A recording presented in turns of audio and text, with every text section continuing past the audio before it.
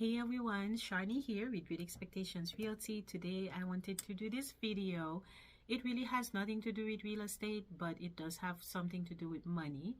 And if you do have money, you may want to buy a house and you may need my help in this case, and I would be happy to help you as a buyer's agent. But anyway, this video is about unclaimed money that so many people have out there that they don't know they have. A little backstory: a few years ago, right before I came into real estate, actually that was my last job, and I worked for a company that takes care of the toll system for the state. And one of the duties of my job in the finance department was to process unclaimed money. And because of that, I make sure I always check my name every year to make sure I don't have unclaimed money out there. For those who didn't know, I do have a degree in business administration with a concentration in accounting and finance. So I worked in many corporations in that department where I process unclaimed money, where I process cashbacks and all of those fun stuff, right, that you do in accounting. And one of the duties for that position that I have with that company, or that I had with that company, was to process unclaimed money.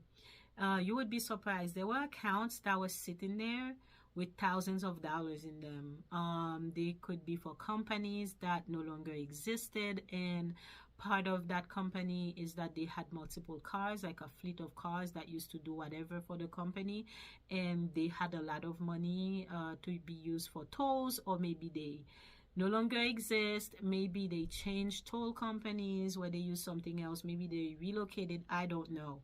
But you would have thousands of dollars just sitting there in the accounts. Sometimes I had accounts for individuals that was just sitting there with hundreds of dollars in them that maybe they could use for something, but they didn't know they had them. So part of my job, after that account has been dormant for about 3-4 years, I would start working on them. So what I do, I would send a letter out, and then I would let this person know that we have this account here for you with money on it. So I would use the last known address that I have in the system for the person. So let's say after I send this letter and nobody calls, nobody come to claim this money, after a while, part of my job was to send this money to the branch of the government that deal with keeping and holding on to unclaimed properties.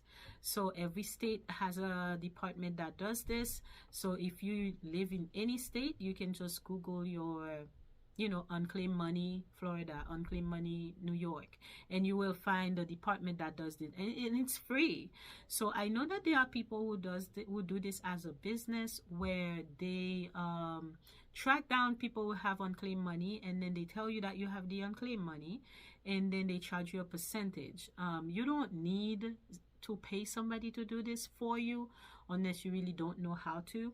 But like I say, you can go to those websites, to your state's Department of Treasury's website, and then they would have a branch in that website, like a tab for unclaimed properties.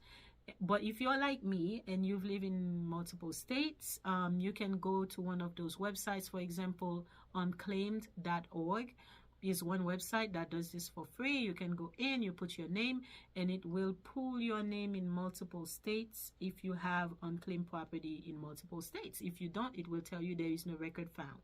Like for me, apparently I don't play with my money. Whenever I have money left behind, I make sure to get it.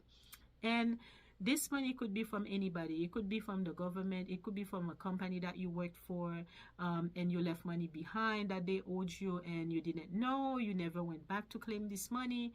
It can be from anybody. So it's good to check, like unclaimed.org. There is another one that I cannot think about right now as well. Maybe I'll put it in the description of the video for you, where you can check for free, or you can just go to the state website. So what happened when you go to unclaimed.org, for example, you put your name, and then let's say you have a record in there where you have money owed to you by one state. They will tell you you have this money in Florida or in New York, for example, and then you will click on it. It will then redirect you to that state's website, and then you will then find all the steps on how to claim this money.